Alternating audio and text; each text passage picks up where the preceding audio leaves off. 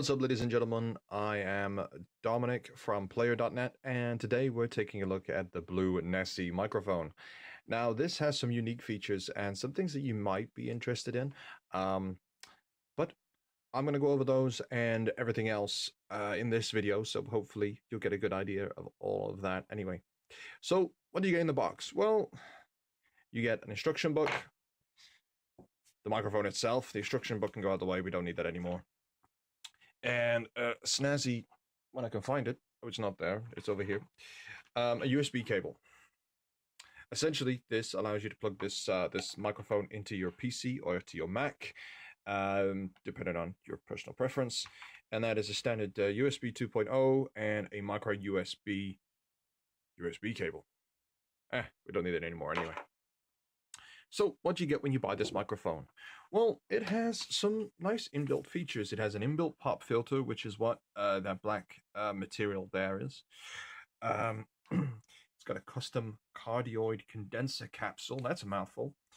An internal shock mount. So essentially, this base is pretty heavy, and it's designed so it's not going to move, and it's just got an, well, as it states, an internal shock mount. This is pretty heavy. The base is kind of weighted, and this bit here, this is actually steel, not plastic. So this dial here, which I'll cover in a second, is actually made out of steel, and I guess it runs all the way through, and essentially just, you know, puts a nice weight onto the microphone and is part of the shock mount system. So what else have we got? We got an instant mute button here. So if you want to mute your microphone, you can mute that right there. There's a nice big red button, which kind of contrasts with the top of the red box, you know, kind of goes with it. A little bit of red.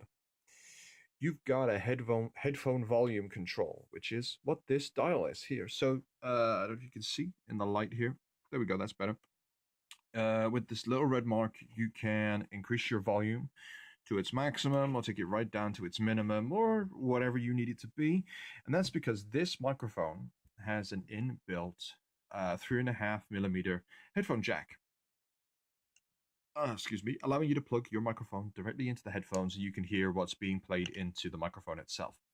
You have 3 custom recording modes. So you've got music, you've got voice, then you've got a raw mode. I've been using it, I've tried all 3. There's no big difference between all 3, but then again, all I'm recording and what I'm looking for is the audio quality when I'm speaking over say the quality of the recording as when playing an instrument like a guitar or singing, because, well, I don't do either. And obviously there is where we've got the micro USB input to power the microphone itself. What else we got? There is an adaptive studio processing on board. So this is just part of the audio recording mode. So it's just got really good inbuilt processing for recording, well, almost anything. Now, one thing I've missed, and I should have mentioned it actually a few minutes ago, is this is adjustable, and it's actually pretty awesome. It's quite a unique design. As almost not the microphone over, and essentially it's they call it the serpentine adjustable adjustable head, and that's because of this piece right here. And so this allows you to bring it right out. You can angle it up like quite high, so this can have it pointed straight up in the air. You can have this pointed really right down low. So if you're playing this in, you want to put this into you want to record a guitar, for instance, if you're sitting here, you can then obviously record your instrument input that way. And it's just reasonably adjustable. And so you can, if you point it, have that pointed up, you can have it, that's just probably as far as it'll go, and this kind of just curves straight back into itself, and it's all part of the design, and it's you know, it's actually pretty awesome. Now, onto actually the audio quality. Now, with an inbuilt pop filter, you'd expect your P's not to pop. Unfortunately, that's not the case with the Blue Nessie. I found that a lot of my P's, and I did some testing, and I did lots of, you know, just general speech, and it's amazing how many P's or P-sounding words end up in your speech, and they popped, and that's unfortunate to be quite honest. Um, I'd expect if it had it because it's got its own pop filter that it wouldn't. I don't actually own one, and as you can see, I have another blue microphone sitting in the background. That's my own personal microphone just there.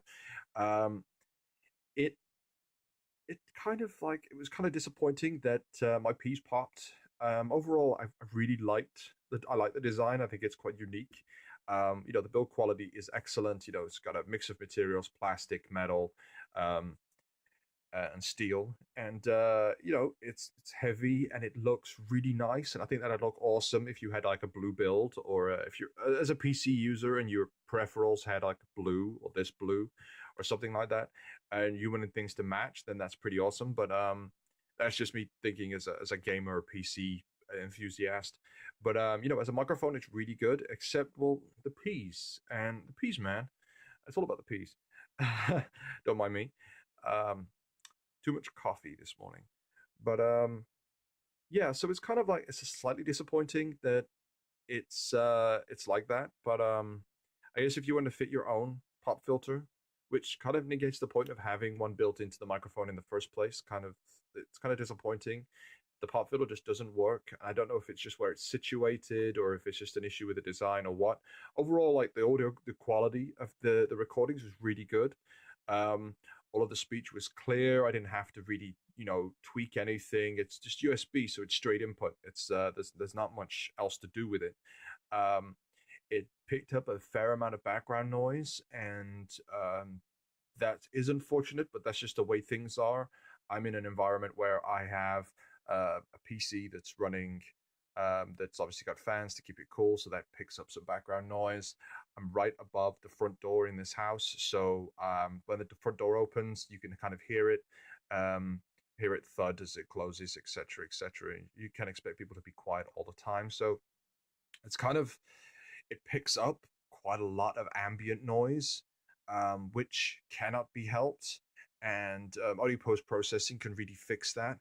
But overall, the audio quality was really good, and yeah, it's for £95, you can't really go wrong, except the pop filter just doesn't do the microphone justice, and that's kind of just my opinion, and well, that's it really. So yeah, I don't know. I can't really give this an award. It kind of fails at one of its like key features that the pop filter just doesn't do its job, and I don't really want to give it an award if it just doesn't do what it's supposed to do. So that's unfortunate, and I'm sorry about that. But yeah, that's pretty much me done. I'd like to say a quick thank you to Sophie over at Ranieri who sent this out to me, and I know that's a bit overdue. I'm sorry. But yeah, thanks for sending the Nessie for review, and I'll see you guys in the next one.